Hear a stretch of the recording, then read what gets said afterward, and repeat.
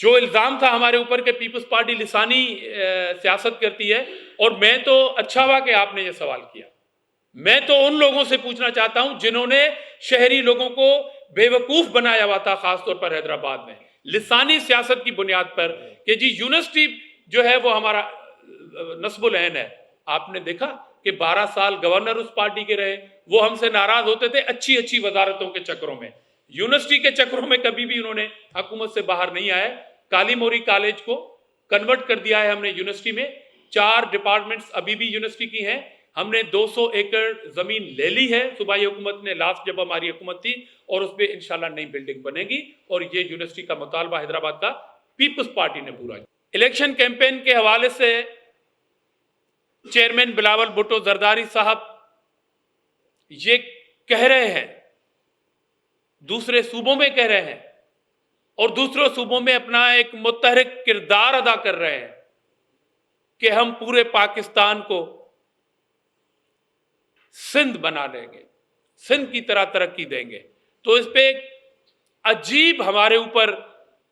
تنقید ہو رہی ہے، مگر تنقید کرنے والے یہ نہیں بتا رہے کہ جب این ایف سی کے پیسے ان کے صوبوں میں آتے ہیں اور ان کی پارٹیاں وہاں پر صوبائی حکومتوں میں رہی ہیں، تو آپ ہمارا مقابلہ نہیں کر سکتے.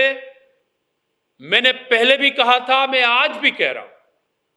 کہ پیپلز پارٹی سے اگر آپ کو ڈیولپمنٹ سائیڈ میں مقابلہ کرنا ہے تو ہم صرف اس پریس کانفرنس میں نہیں، ہم آپ کو مناظرے کا چیلنج دیتے ہیں اور پاکستانی قوم کو دکھانا چاہتے ہیں. اور میں تمام میڈیا چینل سے اپیل کرنا چاہتا ہوں کہ ہمیں وہ موقع فراہم کریں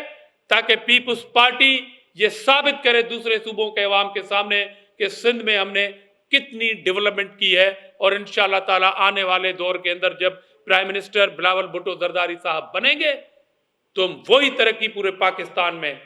کرنا چاہتے ہیں. ایجوکیشن سیکٹر میں ہم مناظرہ کرنے کے لیے تیار ہیں کہ یہی صوبہ سندھ ہے،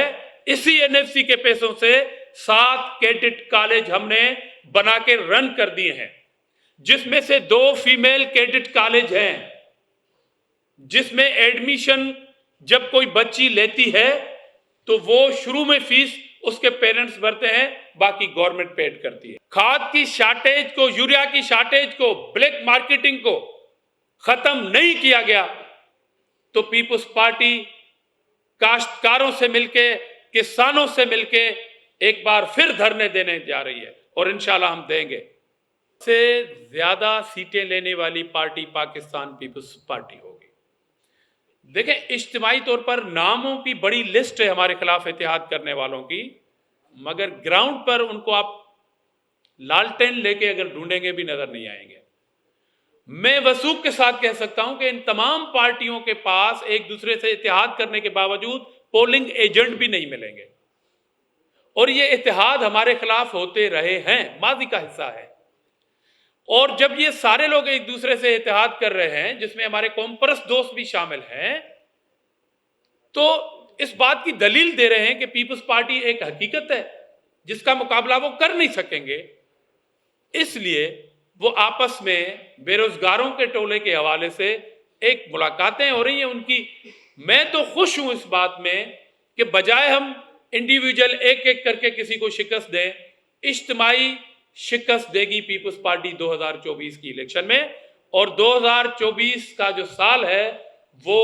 پیپلز پارٹی کی جانب سے اپنے مخالفین کو اجتماعی شکست دینے کا سال ثابت ہوگا.